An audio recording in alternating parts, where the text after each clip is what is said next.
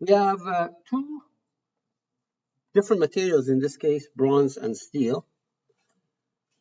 The bronze is the inside one, that yellow one. The diameter of that yellow one is a little bit bigger than the diameter of the gray one. So if you try to put that yellow thing in that gray thing, it won't take it because it's a little bit bigger. But I want to insist that this thing ends up in the middle of that gray thingy, middle of that hole. I can take a hammer and just bang it on the brass and force it in, and that's one option, but that may not be a good option for whatever you have in mind. You can damage the brass, you can, stuff like that. So how do you put something that's bigger inside of that thing that's smaller? How do you do that? And if you don't want to force it, do you have any suggestions?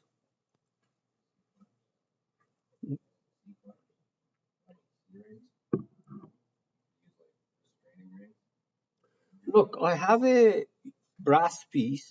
It's a little bit bigger than this steel piece. And I want to take that brass and put it in that steel piece without banging it and hammering it, I don't know what you mean by that.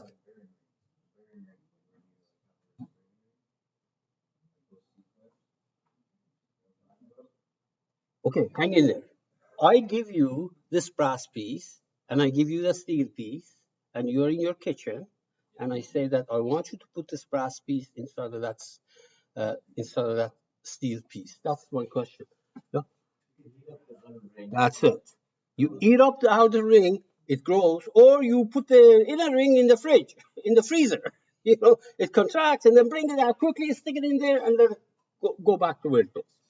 That's called shrink fit or pressure fit. Yeah, both of these terms are used. I think Catia calls it pressure fit, but don't get hung up on the name terminology. Okay, so it's one of those problems that actually has an analytical solution. Right there. And what do we mean by that? One of the things that you want in this shrink fit problem is know how much force, how much pressure is between the two interface, at the interface. How much pressure is the steel putting on the brass, and how much pressure is the brass putting on the steel trying to expand it? Okay, that number is extremely important, because if it's too low, and this is, for example, a shaft that's shrink fitted hypothetically inside of the disc. If it's too low, when it turns, it may come off. The moral of the story is that piece is extremely important. There is an analytical solution for this, but only for the case of this nice little thing. Tomorrow's lecture, tomorrow's homework is going to be 4 holes on the steel disc. This one is no good anymore. Okay, so all right, that's what we're going to do now. In fact, what you can see is that if you look at this thing shrink fitted, the 3 principal stress directions that are important is along the length of the shaft. That's one of them. The other one is the radial, one pushing on the other one. And the final one is the hoop for both of them. One thing is for sure, that the hoop stress is the critical stress, and it's going to be discontinuous. You can see that this guy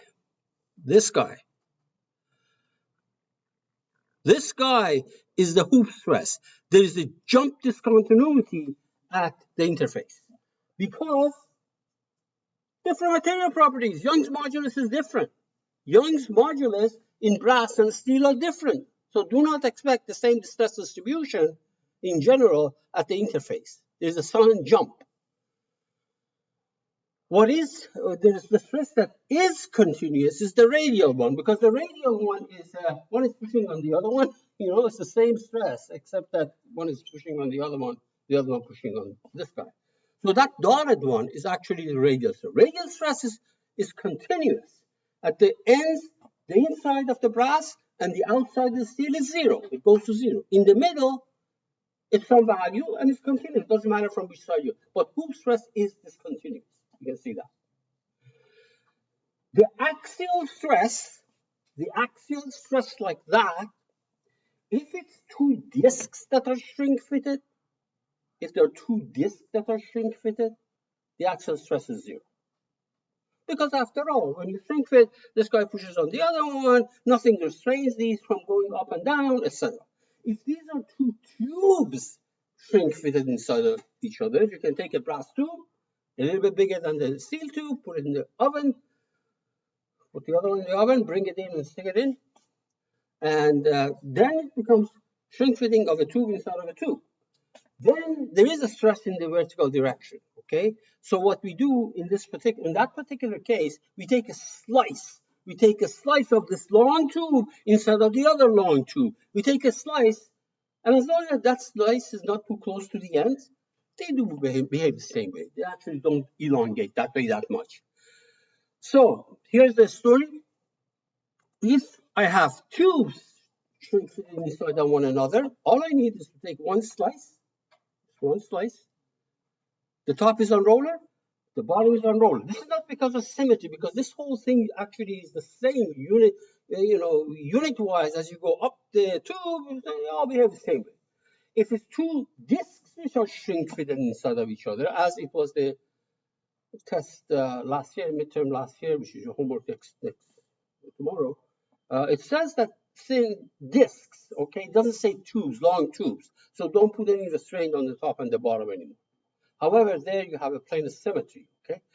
So let's look at our own case, not tomorrow's case. Our own, this is the one that I'm doing, okay? Obviously, you can take a middle plane of symmetry, but what difference does it make? It's going to be exactly the same problem. It's just that the thickness has changed. Look, the way it is right now, the top and the bottom, because I'm assuming it's a long tube, they're on roller. Okay, you want to take a plane of symmetry? No problem. Take it, and then you're going to put another roller there. So it's the same thing. But if I ask you to take a 30-degree sector, you can do that. 90-degree sector, etc. Be prepared for that. Anyway, any questions here? Move on. All right, so let's start with the product file. Let's do the brass one. How about the inside one? So insert a new part in there. And I'm going to call this thing brass inside. Notice that I did not even bother changing the instance name. It's okay. You can say part 1. I don't care. Let's see. It says part 1. Fine. Make it.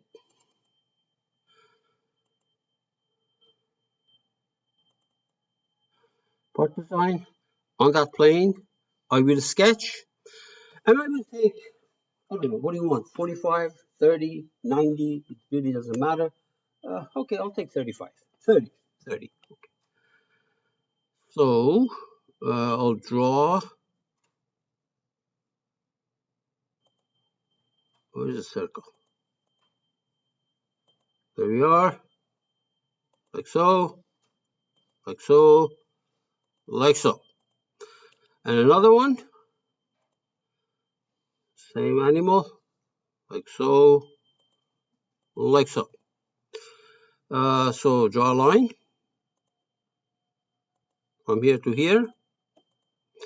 Draw another line from here to here and do a cleanup, quick trim. Okay, quick trim. Get rid of this, get rid of that, and that, and that. Okay. Now, hopefully this will go through the origin, and it will go through the origin because when I drew it, I drew the line from the origin all the way up. So it should take that into consideration. Now, let's give some dimensions here. If not, we have to fix it, no problem. So this is the inside radius of that brass piece, which is 2 inches. And this is the outside radius of that brass piece, which is 2.001. 2.001, a little bit bigger, thousandths of an inch bigger than the one that I'm going to make on the outside. Okay. Oh, no, 4.001. Oh, wait a minute. Hang in there, hang in there. My dimensions are kind of screwed up here. I was looking at the inside diameter of that hole was 2, not 4. So let me clean this up. This guy was supposed to be 1, radius 1. Okay, now this is going to be 2.001. Yup, there we are. Now let's do an angle between this and that. And I'm going to make this thing 45 degrees. I don't know what I said, 30 degrees. Okay, fine. Now notice that when I was making this guy, my constraints were not properly done. So what I can do is I can say this point, control that point. You can make it 0 or you can make him coincident, either way. Coincident? Now this guy's not going to go through that. Yeah. So this, I'm running into all kinds of problems today. This control that, make it coincident. Believe me, that's what I want. That's good. I don't know why I ran into these problems. Okay, exit. Pad it. 1 inch. We have taken 1 inch slice of this long pipe instead of that other long pipe. Okay. This is made out of brass, so let's apply material at the part level. You have to do it at the part level because at the assembly it puts it on all the parts. By the way, let me make the color of this yellow for no good reason. Okay, good. Let's go there. Insert our steel piece. Okay, so insert new part. Let me call this thing steel. Right click properties, product. I'm not going to bother with the instance name here. Steel outside. And let's make it. So we go there, double click on that same plane, XY plane. I will sketch. Okay. I'm going to be a little bit more careful to avoid those mistakes that I made, that I had to go and fix. So here's what I'm going to do. I will draw, instead of, I'll draw a circle like this. And this is going to be 2 inches, a little bit smaller than 2.001. And another one like this, which is the outside, and that's going to be 5 inches. And I'm going to draw some lines, a line from here to here. We'll do a cleanup in a minute, and another line from here to there. Okay, and let's do a quick trim and get rid of the stuff that we don't want. So quick trim, I don't want this. I don't. Oh no, I do want that. Undo.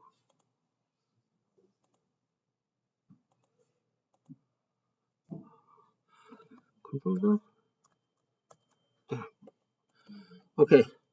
Oh, that's because this thing was on. Control Z. There. Okay. So quick trim. I don't want this piece. I don't want that piece. I don't want that. I don't want this. And I don't want that. And this thing on the top. Okay. Hopefully everything else is okay. Let's dimension these things. So this one is going to be 5. 5 means 2.5. Diameter 5, radius 2.5. Okay, 2.5. and this guy, radius of this, is going to be 2 inches. Look at the front. Yeah. Okay, this angle, we want it to be 45 degrees. Notice that I did not run into those problems that I had before because of the way it's done. I'm not suggesting one or the other. All I'm saying is that just do whatever you like. Make sure it's right. Come on.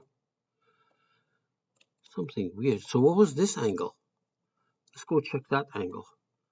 Well, I thought it was 30. I don't know what I put in there, but maybe because of all those changes that I made. Notice that the color, by the way, is not white anymore or green. When you change the color to yellow, this happens. Okay, so let's put an angle constraint between this guy and that guy. Should be 30 degrees. Yeah, it is 30 degrees. Why is it not looking good then? So exit. It was 30 degrees.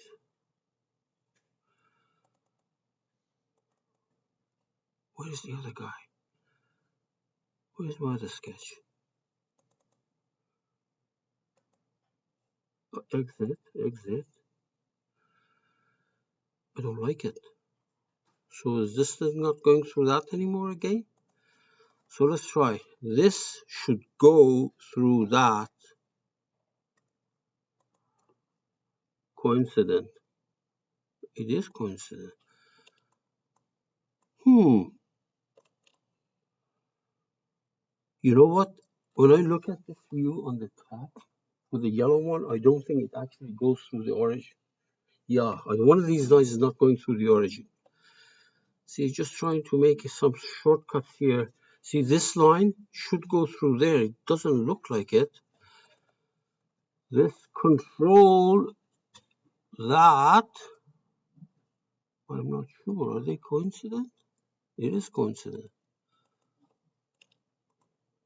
30 degrees here. 30 degrees there. How could it be?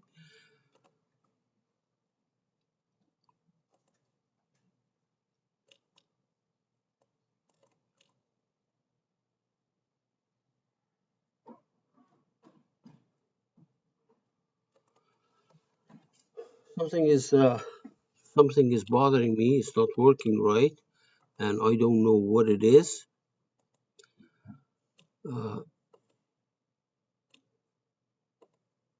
Is this thing going through there?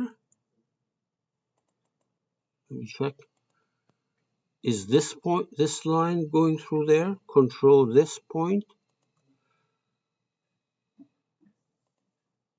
No. Yeah. Happens. Okay. Exit. Pad it by 1 inch.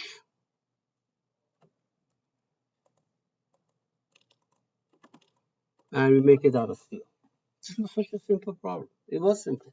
It's just that the way I did it, those constraints got discounted. Okay, so metal, make it out of steel. And I want to show you something, by the way. I have a feeling I know why I was losing those constraints. I have a feeling I know why. We'll find out in just a second.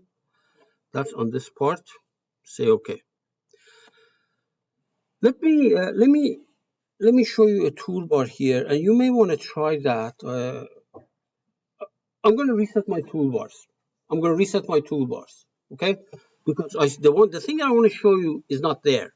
Okay, and definitely is not hiding. I must have closed it. So you go Tools, Customize. We're pretty much done here, but I want to show you this. I want to find out why is it that I thought I was doing the right stuff, but it was not actually happening. So let's get the toolbars, restore all contents, restore all positions, and say okay. The toolbar that I want to show you is, I know actually, let me go to one of these sketches.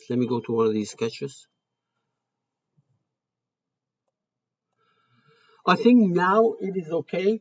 You see, in the sketch, As I draw things, constraints are automatically picked up. For example, if a line is supposed to go through that point, in other words, I drew my line starting from that point like this.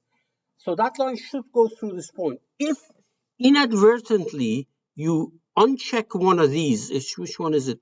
Dimensional constraint, geometrical constraint, right there. If this is off for some reason, what you think you're doing may not work. So these two icons, these two icons on the right side, sketch tool on the right side, should be activated. Otherwise, even though you may think that something is sitting on a horizontal line, on the x-axis, for example, it will not. These two must be on. Moral of the story, get this thing done, one way or other. Excellent. Now, we go to the analysis. Now, when I go and check my video, I will see whether those icons were on or not, because I have a feeling that they were off, whatever reason. Catia meshes both of these, okay? And if you want to look at the mesh, right-click Mesh Visualization. There we are, okay? Now, I know that there is a severe discontinuity at the seam. See that at the seam? Seam is this line. I can change the color of these if you want, so that you can see it better. So you go here, right-click Properties. I don't know, Properties. I make the color different. Graphics, color, I'll make it different so that you can actually see orange. There, okay. At that seam, there is a discontinuity in the hoop stress. So you want a finer mesh there. You want a fine mesh at the interface because you know that there is a severe discontinuity there. So local mesh definement, let's do that. So you know how to do it. Right-click Mesh Visualization. Do a local mesh definement.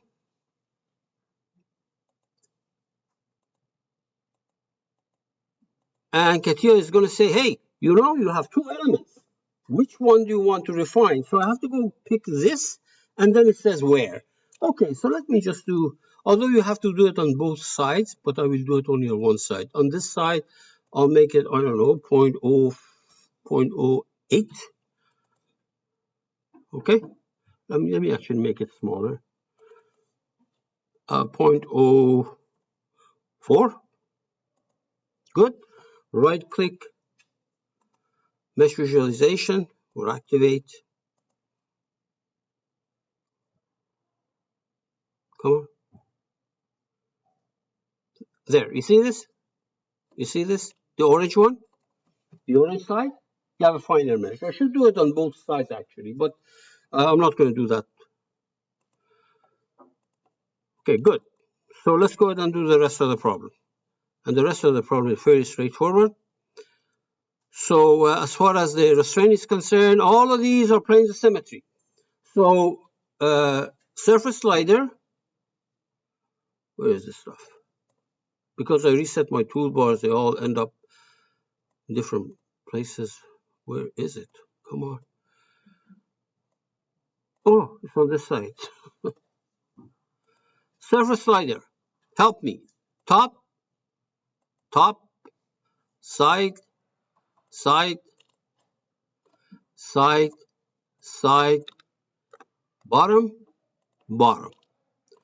Do not put a surface slider on this face or the inside face because you lose the marks for it completely for that particular problem. Now, I have to create a connection between these two. Analysis connection, the usual thing. First component, let me hide this. Second component, let's get the other guy. It's still sitting here, there. And of course, you're just going to see a big dot there. No red lines because, you know, these two centroids sit on top of each other. There's nothing to it. This is the connection. Now, when you go to connection, you have already used contact. You have already used fasten. The third one, the second one from the left, it says shrink fit. Shrink or pressure fit. Pressure fit. You click on it, it says, where is that place where there is possibility of overlapping It has overlap. It's this connection that I created. Remember I selected those two faces right there? It says, what is the overlap? That's the radial overlaps. One was 2.001, the other one was 2.000. Radial overlap, the amount by which these two pieces have overlapped. That's what you have to plug in right there. Overlap. I put it in because I did this thing last year. 2.001. It was the difference of the small radius and the big radius. Okay? That's it. Run it.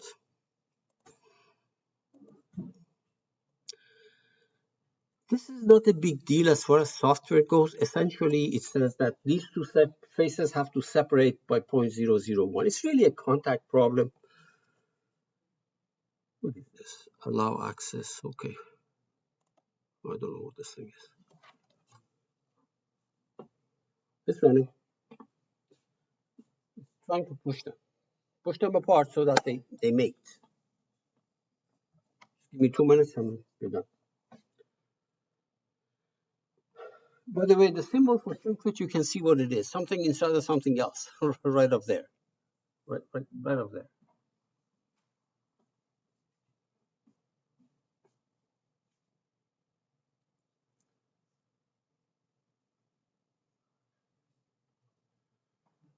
This is going to run. I just want to show you something about the results, and then we're done.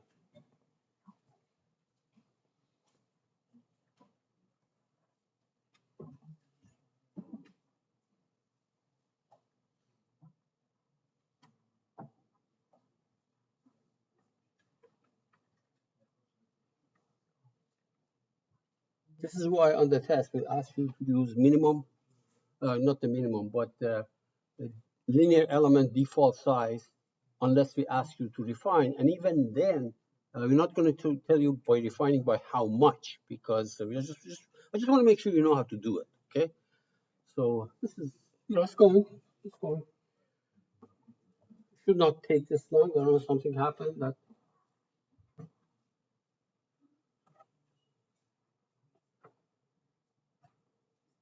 This is not a big problem. It's a Mickey Mouse problem.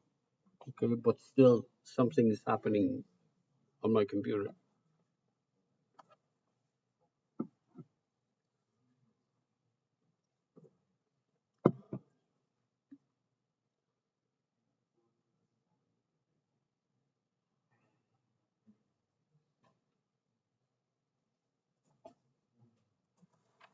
Unfortunately, when you try to do anything, it says not responding. So if there's a stop and kill button somewhere, but if you do it, still doing its own stuff.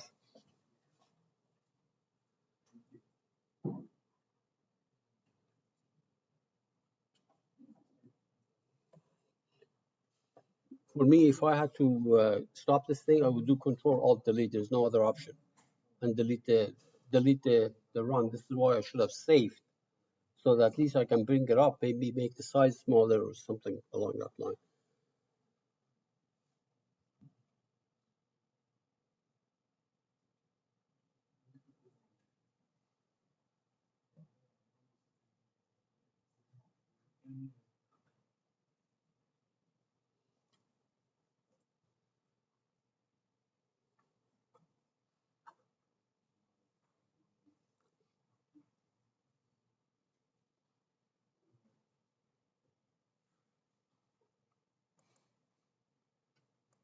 See, it's not responding. It's not going to crash, but I'll tell you what. Oh, computing in progress. Okay, so contact computation 76% complete. You can't trust these numbers, anyways. So let me quickly show you what I would have expected to happen. Okay, because otherwise this. Okay, good, finished. All right. First of all, one meter stress.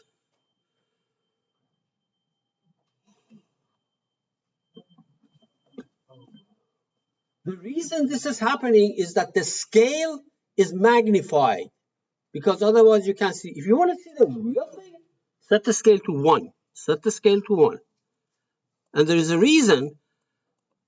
It made everything 345 times bigger. So the steel is trying to come in. The steel is being pushed out, but it shows you 345 times bigger. The brass is trying to come in.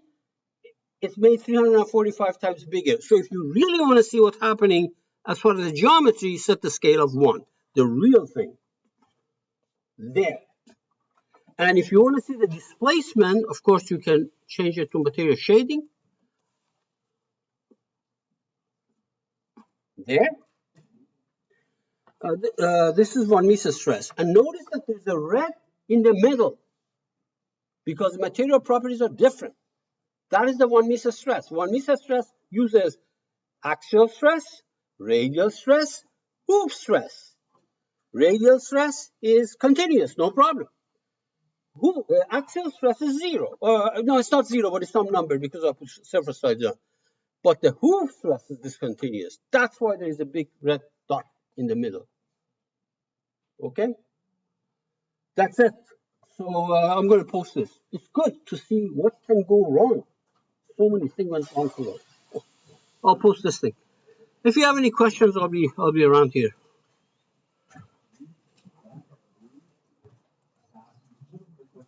I'll be right with you. Let me stop this thing the right way before I